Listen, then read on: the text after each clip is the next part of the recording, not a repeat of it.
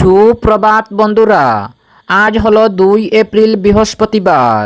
আজকের সকালের বরাক উপত্যকার শ্রীভূমি, করিমগঞ্জ, শিলচর, হাইলাকান্দি সহ আসামের বিশেষ বিশেষ খবরগুলি হলো: ভোটের পর চলবে বুলডোজার, মন্ত্রী কৃষ্ণেন্দু পালের বক্তব্যে উত্তপ্ত পাতারকান্দির রাজনীতি। বিস্তারিত থাকবে প্রতিবেদনে। শ্রীভূমি, করিমগঞ্জ জেলার দক্ষিণ করিমগঞ্জে তীব্র রাজনৈতিক তরজা, প্রাক্তন মন্ত্রীকে নিশানা কংগ্রেসের। শিলচরে দলাইয়ে কংগ্রেসের জোরদার নির্বাচনী প্রচার। একদিনে 8টি জনসভা কংগ্রেসের।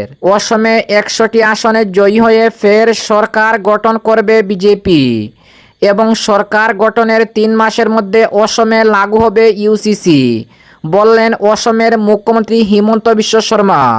বিস্তারিত থাকবে প্রতিবেদনে। অসম সফরে এসে প্রিয়াঙ্কা গান্ধীর জোরদার নির্বাচনী প্রচার। প্রিয়াঙ্কা গান্ধীর এক সভায় উপস্থিত 3 গগৈ এবং ভাইরাল অডিও নিয়ে কিশোরনাথের প্রতিক্রিয়া, বিরোধীদের অপ্রচার দাবি। তাহলে বিস্তারিত খবরে যাওয়ার আগে অবশ্যই ভিডিওটিতে একটি লাইক দিয়ে চ্যানেলটি সাবস্ক্রাইব করে পাশের বেল আইকনটি বাজিয়ে রাখবেন এবং ফেসবুক পেজে দেখে থাকলে পেজটি ফলো করে ভিডিওটি শেয়ার করবেন, যাতে সঠিক খবরগুলি সবার কাছে পৌঁছাতে পারে। এবার শুনুন আজকের খবরের বিস্তারিত। প্রথম খবর, ভোটের পরে চলবে বুলডোজার, মন্ত্রী কৃষ্ণেন্দু পালের বক্তব্যে উত্তপ্ত পাতারকান্দির রাজনীতি। আসন্ন নির্বাচনকে ঘিরে পাতারকান্দি বিধানসভা কেন্দ্রের রাজনৈতিক উত্তাপ ক্রমই চরমে উঠছে। প্রতিদিনই বাড়ছে প্রচারের তীব্রতা, আর তার মধ্যে এক জনসভা থেকে কড়া বার্তা দিয়ে আলোচনার কেন্দ্র হয়ে ওঠেন রাজ্যের মন্ত্রী কৃষ্ণেন্দু পাল বাবু। মঙ্গলবার একটি বৃহৎ জনসমাগমের সামনে দাঁড়িয়ে মন্ত্রী কৃষ্ণেন্দু পাল স্পষ্ট ভাষায় জানিয়ে দেন, সরকারি জমি ও বনাঞ্চলে দখল করে কেউ আর রেহাই পাবে না। দীর্ঘদিন ধরে চলতে থাকা অবৈধ দখলদারির বিরুদ্ধে এবার কঠোর অবস্থান নিতে চলেছে প্রশাসন। মন্ত্রী কৃষ্ণেন্দু পালের বক্তব্যে উঠে আসে এক দৃঢ় সতর্কবার্তা। যারা এখনো স্বেচ্ছায় জমি খালি করবে না, তাদের ক্ষেত্রে আইনের পথে কঠোর ব্যবস্থা নেওয়া হবে। প্রয়োজনে বুলডোজার চলবে। 9 এপ্রিল ভোট আর 4 মে হবে ভোট গণনা এবং 5 মে চলবে অবৈধ দখলদারের বিরুদ্ধে বুলডোজার।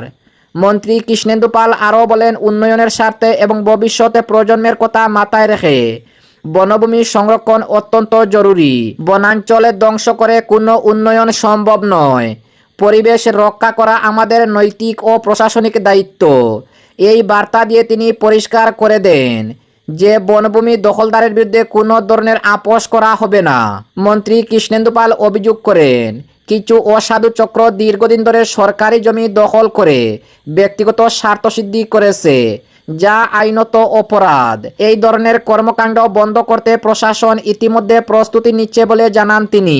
মন্ত্রী কৃষ্ণেন্দু পালের কথায় আইনের ঊর্ধ্বে কেউ নয়, যেই হোক নিয়ম ভাঙলে ব্যবস্থা নিতে হবে। মন্ত্রী তার ভাষণে উন্নয়নের বিভিন্ন দিক তুলে ধরেন। রাস্তাঘাট, শিক্ষা, স্বাস্থ্য পরিষেবা থেকে শুরু করে সার্বিক অবকাঠামো উন্নয়নের কথা উল্লেখ করেন মন্ত্রী। তবে এদিনের বক্তব্যে সবচেয়ে বেশি গুরুত্ব পায় জমি দখল ও বনাঞ্চলে রক্ষার প্রসঙ্গ। এই মন্তব্যকে ঘিরে ইতিমধ্যে রাজনৈতিক মহলে শুরু হয়েছে তীব্র প্রতিক্রিয়া। বিরোধীরা একে নির্বাচনের আগে চাপ সৃষ্টি করার কৌশল হিসাবে ব্যাখ্যা করেছে। অন্যদিকে শাসক দলের সমর্থকদের মতে এটি আইন প্রতিষ্ঠার জন্য প্রয়োজনীয় এবং সময়োপযোগী পদক্ষেপ। সব মিলিয়ে নির্বাচনের মুখে পাতারকান্দির রাজনীতি এখন নতুন মোড় নিয়েছে। উন্নয়নের প্রতিশ্রুতি, আইন শৃঙ্খলার কড়াকড়ি এবং বনাঞ্চলে রক্ষার বার্তা, এই 3-এর সমন্বয়ে জমে উঠছে নির্বাচনী লড়াই। মন্ত্রীর বুলডোজার হুঁশিয়ারি যে আগামী দিনে আরও বড় রাজনৈতিক আলোচনার বিষয় হয়ে উঠবে তা বলাই বাহুল্য।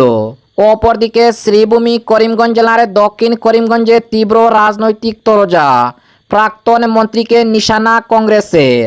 শ্রীভূমি, করিমগঞ্জ জেলার দক্ষিণ করিমগঞ্জে বিধানসভা নির্বাচনকে ঘিরে রাজনৈতিক উত্তাপ ক্রমশ বাড়ছে। এই আবহে প্রাক্তন মন্ত্রী ও বিধায়ক সিদ্দিক আহমেদের বিরুদ্ধে সরাসরি আক্রমণ শোনালেন কংগ্রেস নেতা শাহাদত আহমেদ চৌধুরী। সংবাদ মাধ্যমের সামনে একাধিক গুরুত্ব অভিযোগ তুলে ধরে প্রাক্তন মন্ত্রীর উন্নয়নমূলক কর্মকাণ্ড নিয়ে প্রশ্ন তুলেন। শাহাদত চৌধুরী দাবি করেন, দক্ষিণ করিমগঞ্জের মানুষ আর সিদ্দিক আহমেদের প্রতিশ্রুতিতে আস্থা রাখছেন না। পঞ্চায়েত নির্বাচনের প্রসঙ্গ টেনে তিনি বলেন, প্রাক্তন বিধায়ক বিভিন্ন স্তরের প্রার্থীদের সমর্থন করলেও সাধারণ মানুষ তার আহ্বানে সাড়া দেয়নি, বরং কংগ্রেস প্রার্থীদের বিপুলভাবে জয়ী করেছে। নীলামবাজার ব্লক আঞ্চলিক পঞ্চায়েত গঠনের ক্ষেত্রে কংগ্রেসের সাফল্যকে তিনি মানুষের আস্থার প্রতিফলন হিসাবে তুলে ধরেন। দীর্ঘদিন ক্ষমতায় থাকার পর উল্লেখযোগ্য উন্নয়ন না হওয়ার অভিযোগ তুলে কংগ্রেস নেতা বলেন, এলাকার রাস্তাঘাটের অবস্থা শোচনীয় হয়ে পড়েছে, স্বাস্থ্য পরিষেবা ভেঙে পড়েছে এবং শিক্ষিত যুবসমাজ কর্মসংস্থানের অভাবে ভুগছে। বড় শিল্প বা কারখানা গড়ে না ওঠায় হতাশা বাড়ছে বলে দাবি করেন তিনি। এরই পাশাপাশি সীমান্ত অঞ্চলের উন্নয়নে ব্যর্থতার অভিযোগ তুলেন। বিশেষ করে কালীগঞ্জ চর এলাকায় রাস্তার দুরবস্থার কথা উল্লেখ করেন। পানীয় জল সংকট ও ক্রীড়া অবকাঠামোর অভাব নিয়ে সরব হন শাহাদত চৌধুরী। তার কথায় এখন পর্যন্ত বিশুদ্ধ পানীয় জলের স্থায়ী সমাধান হয়নি এবং একটি মানব সম্পদের স্টেডিয়াম বা খেলার মাঠও গড়ে ওঠেনি। সবচেয়ে গুরুতর অভিযোগ হিসাবে তিনি দুর্নীতি ও স্বজন পোষণের প্রসঙ্গ তুলে ধরেন। তার দাবি, অধিকাংশ উন্নয়নমূলক কাজ প্রাক্তন মন্ত্রীর ঘনিষ্ঠদের মাধ্যমে করানো হয়েছে, যার ফলে কাজের মানও প্রশ্নের মুখে পড়েছে। এমনকি একটি নির্মীয়মান সেতু ভেঙে পড়ার ঘটনা উল্লেখ করেন তিনি। অসম্পূর্ণ প্রকল্পের প্রসঙ্গ টেনে তিনি জানান, লঙ্গাই অঞ্চলের FM রেডিও স্টেশন কিংবা সুপ্রাকান্দির প্রস্তাবিত হেলিপ্যাড প্রকল্প আজও বাস্তবায়িত হয়নি, যার দায় তিনি সরাসরি প্রাক্তন মন্ত্রীর উপর চাপান। সমসাময়িক প্রসঙ্গ তুলে তিনি বলেন, এখন তথ্য প্রযুক্তির যুগ, মানুষ সবকিছু বুঝতে পারে, তাই মিথ্যা প্রতিশ্রুতি দিয়ে আর তাদের বিভ্রান্ত করা সম্ভব নয়। একই সঙ্গে তিনি অভিযোগ করেন, সাধারণ অবস্থা থেকে উঠে এসে বিপুল সম্পদের মালিক হলেও এলাকার উন্নয়নে তার প্রতিফলন দেখা যায়নি। এই মন্তব্য ঘিরে দক্ষিণ করিমগঞ্জের রাজনৈতিক মহলে তীব্র প্রতিক্রিয়া দেখা দিয়েছে। একদিকে কংগ্রেসের আক্রমণ, অন্যদিকে প্রাক্তন মন্ত্রীর সমর্থকদের পাল্টা অবস্থান। সব মিলিয়ে নির্বাচনের আগে রাজনৈতিক লড়াই আরও তীব্র হয়ে উঠেছে। সব শেষে শাহাদত চৌধুরী বলেন, দক্ষিণ করিমগঞ্জের মানুষ আর বিভ্রান্ত হবে না, তারা বাস্তব উন্নয়ন চায়। এখন দেখার বিষয় এই রাজনৈতিক তরজা আগামী দিনে কোন দিকে মোড় নেয়। অপরদিকে শিলচর দলাইয়ে কংগ্রেসের জোরদার নির্বাচনী প্রচার। একই দিনে 8টি জনসভা কংগ্রেসের। আসন্ন বিধানসভা নির্বাচনকে সামনে রেখে শিলচরে দলাই আসন পুনরুদ্ধারের লক্ষ্যে জোরদার প্রচার শুরু করেছে ভারতীয় জাতীয় কংগ্রেস।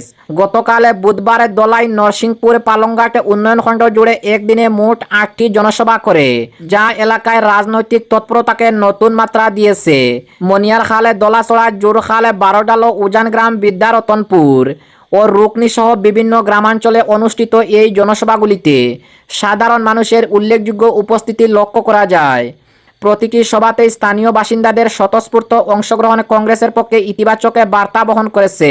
সভাগুলিতে উপস্থিত থেকে বক্তব্য রাখেন নরসিংপুর ব্লক কংগ্রেসের সভাপতি রাজেন পালিত, জেলা কংগ্রেস সম্পাদক জালাল আহমেদ মজুমদার, ওম প্রকাশ সিং, প্রদীপ গোয়ালা এবং দলাই আসনের কংগ্রেস মনোনীত প্রার্থী ধ্রুবজ্যোতি পুরকায়স্থ, অনুপ্রায় সঞ্চিতা আচার্য। এছাড়া জেলা, ব্লক মণ্ডল ও বুথ পর্যায়ের বহু নেতাকর্মী সভাগুলিতে উপস্থিত থেকে সক্রিয় ভূমিকা পালন করেন।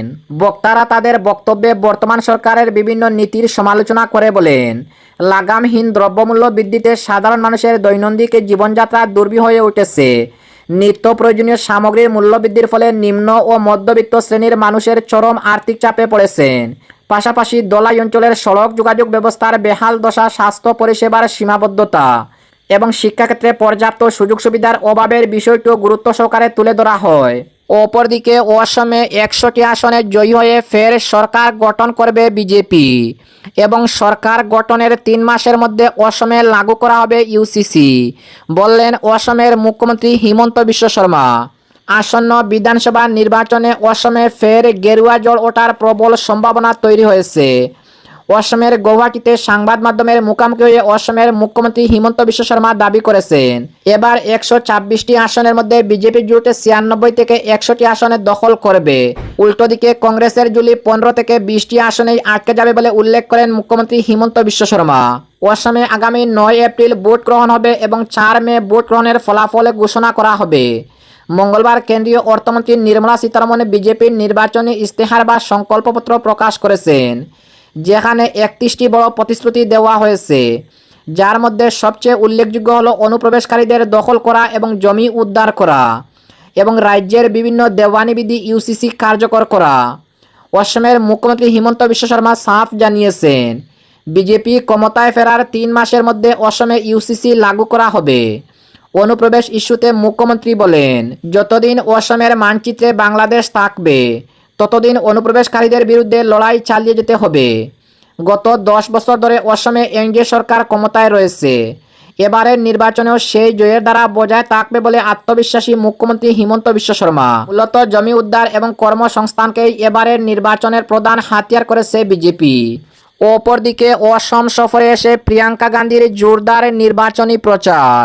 প্রিয়াঙ্কা গান্ধীর এক সভায় উপস্থিত 3 গগৈ। উজনি অসমে বিরোধী রাজনৈতিক দলগুলির ঐক্যের ফলে নির্বাচনী পরিবেশ ক্রমেই উত্তপ্ত ও আকর্ষণীয় হয়ে উঠেছে। বিশেষ করে নবগঠিত 89 নম্বর খুয়াং বিধানসভা কেন্দ্রটি রাজ্যের অন্যতম গুরুত্বপূর্ণ আলোচিত আসন হিসাবে বিবেচিত হয়েছে। এই কেন্দ্রে বিরোধী ঐক্যের যৌথ প্রার্থী হিসাবে অসম জাতীয় পরিষদের সভাপতি লুরিনজ্যোতি গগৈ প্রতিদ্বন্দ্বিতা করায় রাজনৈতিক সমীকরণে নতুন মাত্রা যোগ হয়েছে। গতকাল বুধবার খুয়াং কেন্দ্রে বরবরুয়া পূজা মাঠে লুরিনজ্যোতি গগৈয়ের সমর্থনে অসম বিধানসভার নির্বাচনী প্রচারে অংশ নেন প্রিয়াঙ্কা গান্ধী। তার উপস্থিতিতে এক মঞ্চে দেখা যায় 3 গগৈকে। অসম প্রদেশ কংগ্রেসের সভাপতি গৌরব গগৈ, রাজ্য দলের সভাপতি অখিল গগৈ এবং সেখানের প্রার্থী লুরিনজ্যোতি গগৈকে। সভায় ভাষণ দিতে গিয়ে লুরিনজ্যোতি গগৈ বিগত 5 বছরের বিজেপি সরকারের আমলে সাধারণ মানুষের জীবনযাত্রার উন্নয়ন হয়েছে কিনা তা নিয়ে প্রশ্ন তুলেন তিনি অভিযোগ করেন মূল্যবৃদ্ধি বেড়েছে এবং জনজাতিদের যথাযথ মর্যাদা দেওয়া হয়নি। এরই পাশাপাশি তিনি বলেন মুখ্যমন্ত্রী হিমন্ত বিশ্ব শর্মা নিজের সম্পত্তি বৃদ্ধি করতেই ব্যস্ত, সাধারণ মানুষের সমস্যার প্রতি নজর দেননি তিনি আরও দাবি করেন অরুণোদয় প্রকল্পের বই দেখিয়ে মানুষকে সবাই আনা হচ্ছে এবং জনগণকে এই বই অনিশ্চয়তা থেকে মুক্ত করতে বিকল্প সরকারের প্রয়োজন। এই নির্বাচনী সভায় উপস্থিত ছিলেন ছত্তিশগড়ের প্রাক্তন মুখ্যমন্ত্রী ভূপেশ বাঘেল, প্রাক্তন সাংসদ বন্ধু তির্কি এবং কংগ্রেসের জ্যেষ্ঠ নেতা প্রবণ সিং, এছাড়া একাধিক শীর্ষ নেতারা। সভায় বিপুল জনসমাগম লক্ষ্য করা গেছে। এর আগে টিংখাং বিধানসভা কেন্দ্রের রাজগড় চা বাগান মাঠে কংগ্রেস প্রার্থীর বিপুল গগৈয়ের সমর্থনে নির্বাচনী প্রচার চালান প্রিয়াঙ্কা গান্ধী। সেই সভায়ও বিরোধী নেতারা বর্তমান সরকারের তীব্র আক্রমণ করেন এবং একাধিক প্রতিশ্রুতি দেন। ভাষণে প্রিয়াঙ্কা গান্ধী অভিযোগ করেন বর্তমান সরকারের আমলে মুখ্যমন্ত্রীর পরিবার রাজ্যে লুণ্ঠন চালিয়েছে। তিনি প্রতিশ্রুতি দেন ক্ষমতায় এলে 100 দিনের মধ্যে গায়ক জুবিন গার্গের জন্য ন্যায় বিচার নিশ্চিত করা হবে। এরই পাশাপাশি তিনি দাবি করেন অরুণোদয় প্রকল্পের মাধ্যমে মহিলাদের বৃত্তের মতো ব্যবহার করা হচ্ছে।